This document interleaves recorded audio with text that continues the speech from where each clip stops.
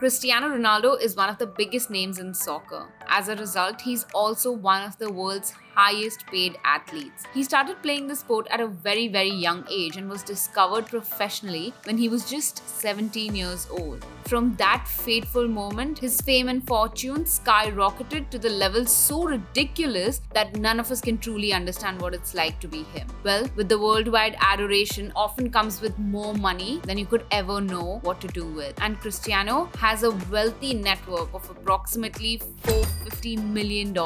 And he definitely has the cars, the properties, the fancy suites to match as well. In short, this man knows exactly how to spend his money. So, if you ever happen to come into a lot of money in the near future, you should definitely keep Cristiano Ronaldo in mind while looking for some spending inspiration. Let's talk about his car collection. From a $2.5 million Bugatti Chiron to a $300,000 Lamborghini Aventador and 3 Ferraris, the 5-time Ballon d'Or winner owns a total of 19 cars over $4.9 million.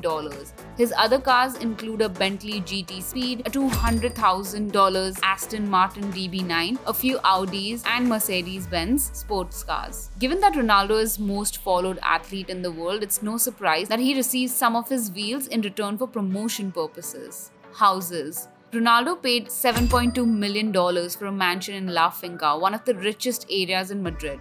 When he played for Manchester United, he bought a $6 million mansion in the exclusive Cheshire Village with some of the deepest personal security one can get. He also owns a $18.5 million, 2,509 square feet Trump Tower condo in New York City that looks over Central Park and the Hudson River. In addition to his 2017 investment in Coco Bay Towers in Vietnam, his latest digs in Turin include a double villa that's only accessible by a private road.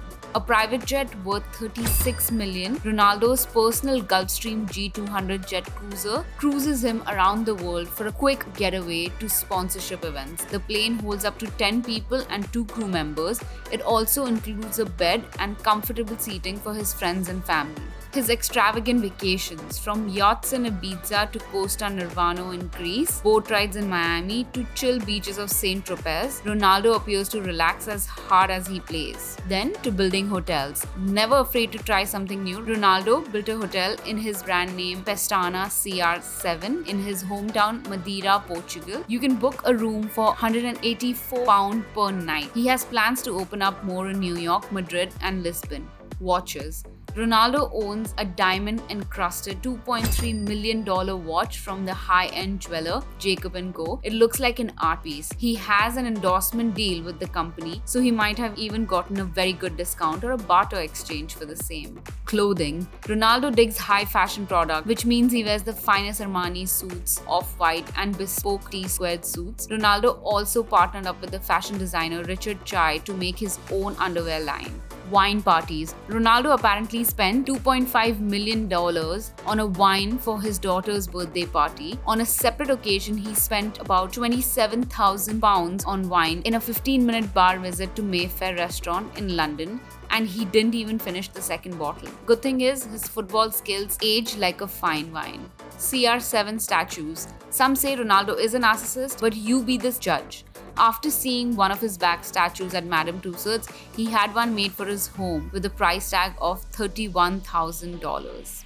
Cryotherapy. Not all of Ronaldo's expenditures are fun and games. He also likes to hit up the £50,000 walk-in cryotherapy machine to expedite the recovery of his 34-year-old muscles. The icebox is also known to boost mental sharpness. He reportedly splashed £36,000 to build his own one in his Madrid house. Charity. Yes, you read that right. Ronaldo is one of the most charitable athletes in the world. He donated $5 million in aid to Nepal after the country's disastrous earthquake in 2015, a $1 million contribution to save the children for efforts in Syria, and to top it off, he auctioned his 2013 Ballon d'Or trophy to raise money for a Make-A-Wish foundation.